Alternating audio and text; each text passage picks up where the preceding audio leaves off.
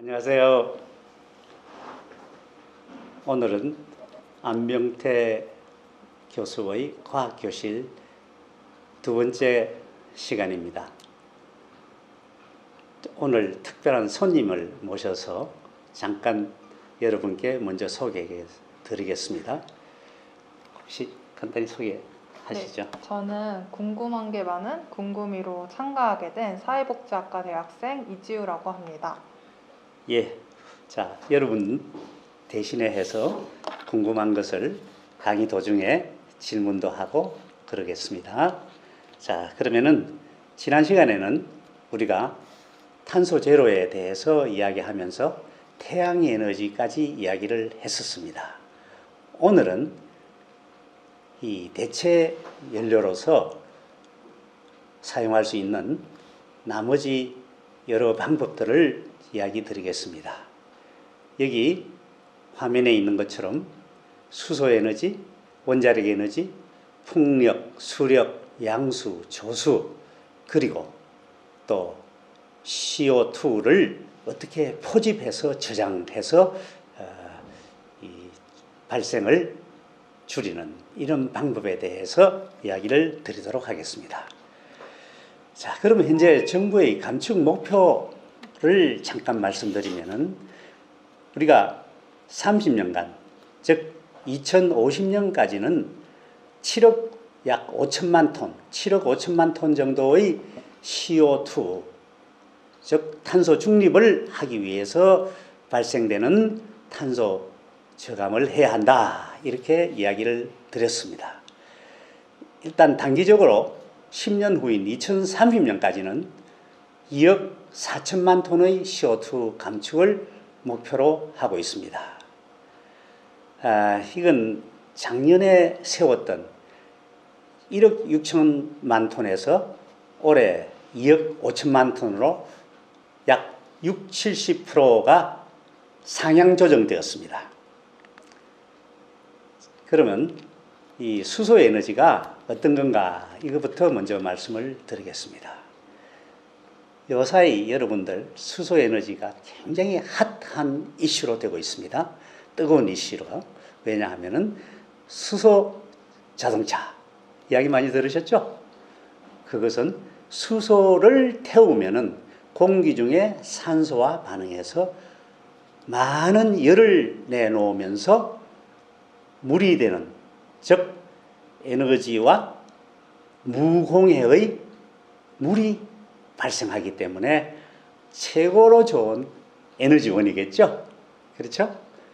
그렇다면은 어떤 방법으로 그런가? 수소 H2 플러스 O2 이러면 H2O 이렇게 되는 거죠. 그러면서 그때 나오는 에너지를 바로 전기 에너지로 바꾸면은 그때는 자동차를 전기 자동차가 되는 겁니다. 아시겠습니까? 그런데 이 어떤 형태의 에너지가 다른 형태의 에너지로 바뀔 때는 손실이 일어납니다만은 다행히도 수소 에너지를 전기 에너지로 바꿀 때는 효율이 아주 좋아서 거의 대부분이 다 전기 에너지로 바꿀 수가 있습니다. 자, 그러면 이제 여기 수소 에너지 장점, 공해가 발생하지 않는다. 또 전기 에너지로 쉽게 전환이 된다. 에너지 밀도는 높다. 또 간편하다. 또 가스, 액체로서 쉽게 수송도 할 수 있다. 이런 것들이 아주 좋은 장점입니다. 단점은 여러분 폭발의 위험이 있고 비용이 비싸다.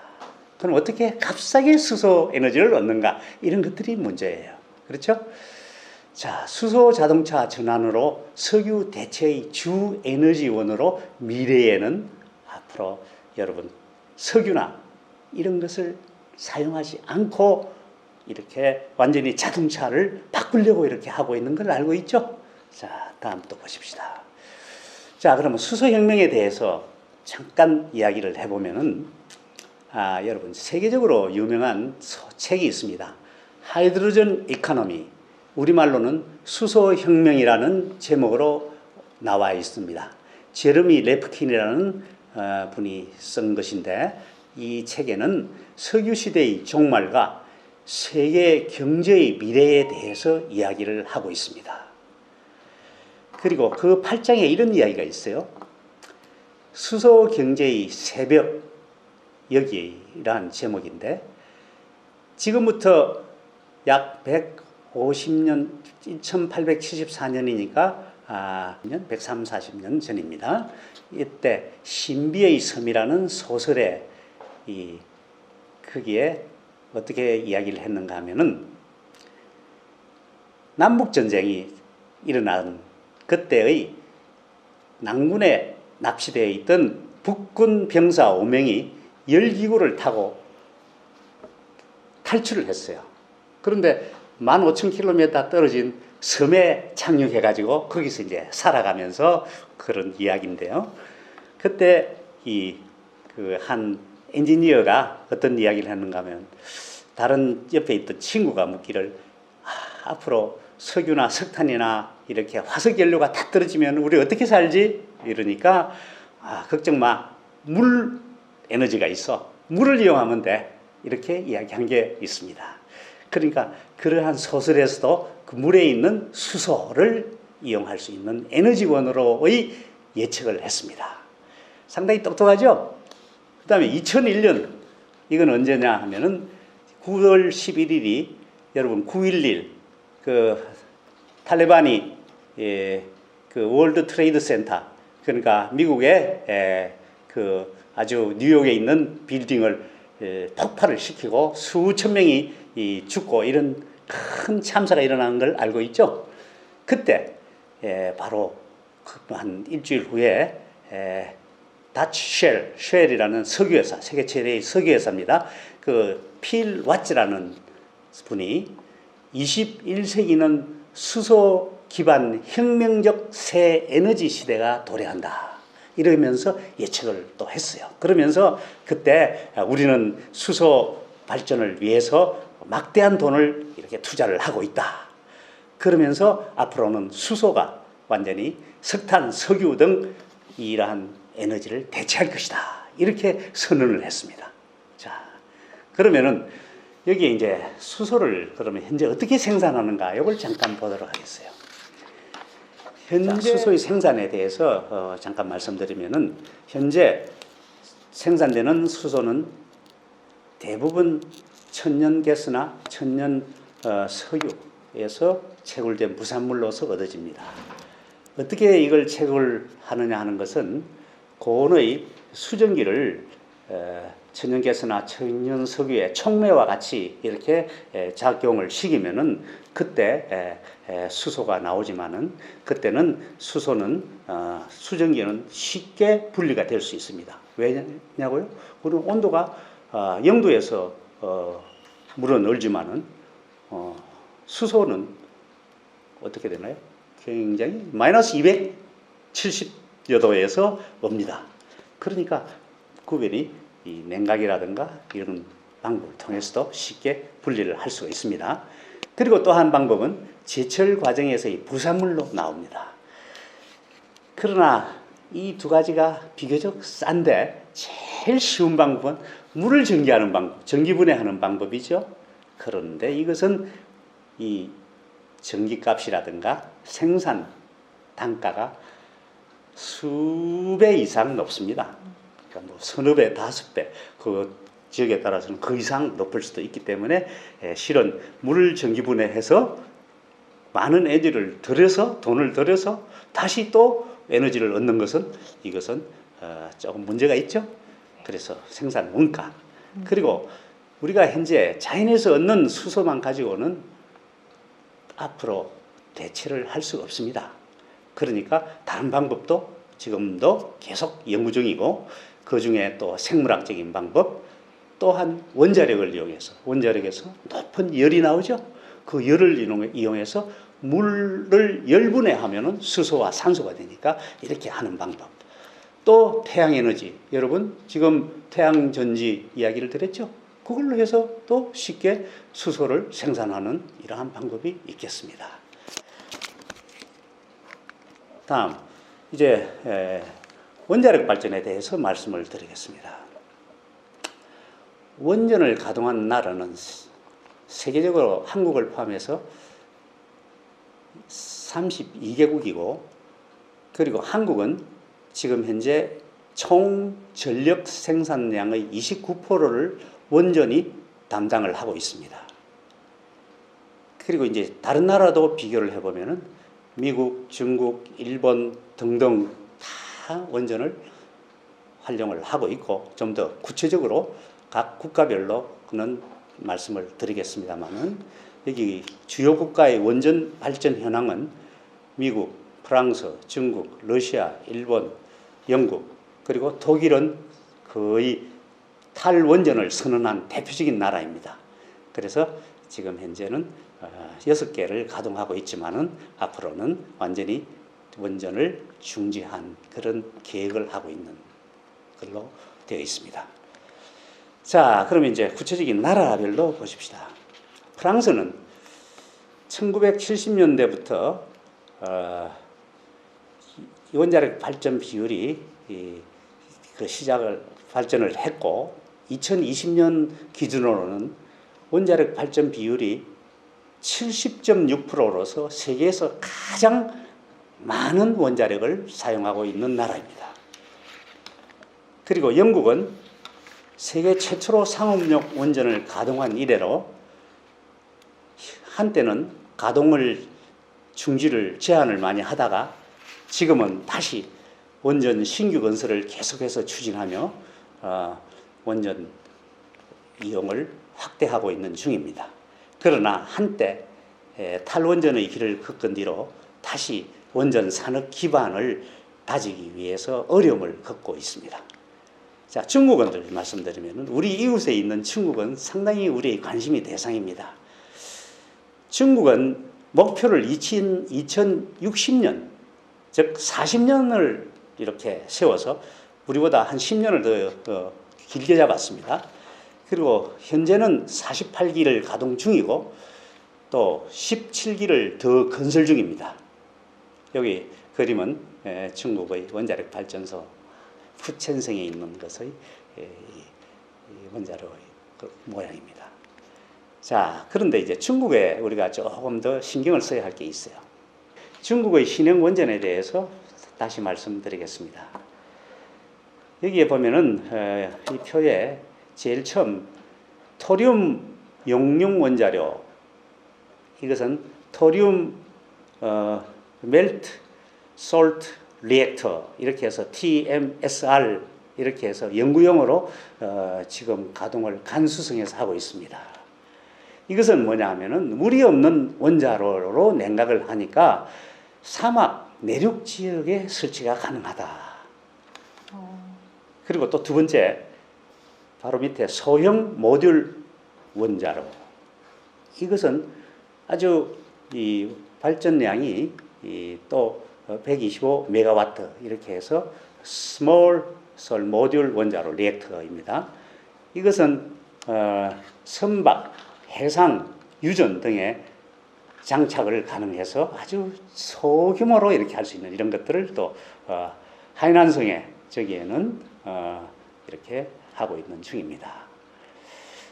그리고 또 산둥성에는 초고온 가스로, 이것은 그 VHTR, 지금 이것은 연료를 8월에 장착해서 연말에 전력을 생산하는 목표로 해서 900도 원자로가 열 수소 생산을 하여 멜트다운 가능성이 없다.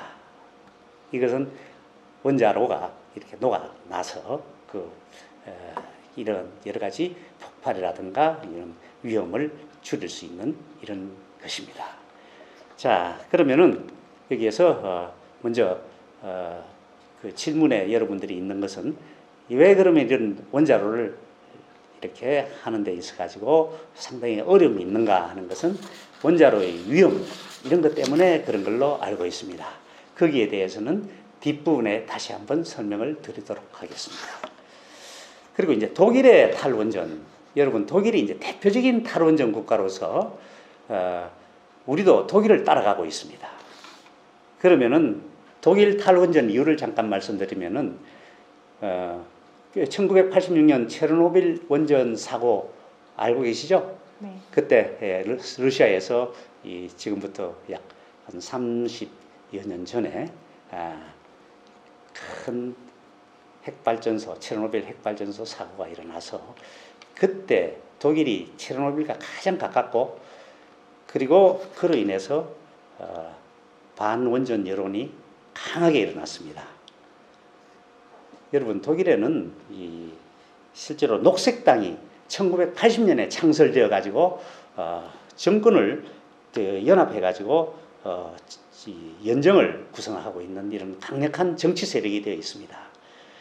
그러면서 또 독일은 유럽 사회에 여러 가지 원전 반대하는 운동이 많이 일어났는데 그건 조금 이따가 보도록 하겠고요.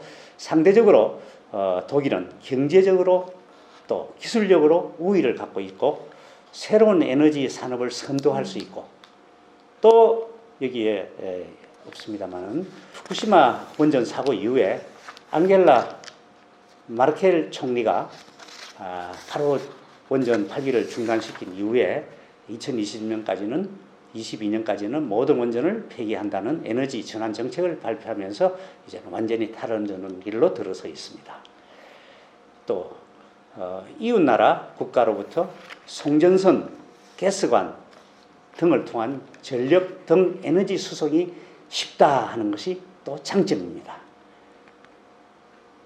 그리고 여기 이제 반전 반핵의 유럽 68 혁명을 잠깐 말씀을 드리면은 이것은 반전 반핵을 외친 시민사회 운동입니다. 프랑스에서 시작했는데요. 이것은 큰 사회운동의 줄기가 이렇게 이루었고 이때 2차 대전 당시에 일본 히로시마 나가사키에서 원자 폭탄 충격이 가시지 않은 때였지만 또 미국 영국이 또 소련이 핵무기를 위시한 군비 경쟁을 강력하게 벌이고 있는 이런 때였습니다. 그러니까 그때 핵 폭탄을 만들고 이렇게 많은 핵 실험을 하고 이러니까 반전 반핵 운동이 크게 일어난 이런 때였어요. 그러니까 이때는 원자력이 대중에게는 위협적으로 완전히 부각되었습니다. 지금까지 여러분과 이야기한 것은 여러 대체 에너지 중 수소 에너지와 원자력 에너지를 말씀드렸습니다. 시간상 다음 시간에는 나머지 에너지원을 말씀드리고 오늘은 이로써 마무리하겠습니다. 그리고 궁금이로부터 질문을 받도록 하겠습니다. 네, 선생님께서 그 수소 에너지에 대해서 설명을 해주셨는데 제가 듣다 보니까 그럼 수소가 대체 뭔데 이렇게 좋은 걸까라고 궁금하게 되더라고요. 수소에 대해서 설명을 해주실 수 있을까요? 예. 자, 수소는 원자 번호가 1번으로서 가장 간단한 원소입니다. 우주에도 대부분이 수소로 채워져 있어요. 그리고 여러분 알다시피 수소를 하이드로전, H, 원소 기호로는 H라고 이렇게 쓰죠. 네. 이것은 제일 가볍고 이걸 기준으로 해서 질량도 1이고 그리고 또 원자 번호도 1이고 100여 개의 자연에 존재하는 원소들 중에서 가장 기본이 되는 원소입니다. 그리고 이것은 태우면은 즉 산소와 반응을 시키면은 물과 에너지를 내놓습니다. 그러면은 공해 물질이 아무것도 없어요. 물은 다시 활용할 수 있고 또 그 에너지를 여러분들이 활용해서 전기를 발생한다든가 다른 다양한 에너지로 바꿀 수가 있습니다. 됐습니까? 네, 감사합니다. 예. 자, 오늘 이로써 마무리하겠습니다.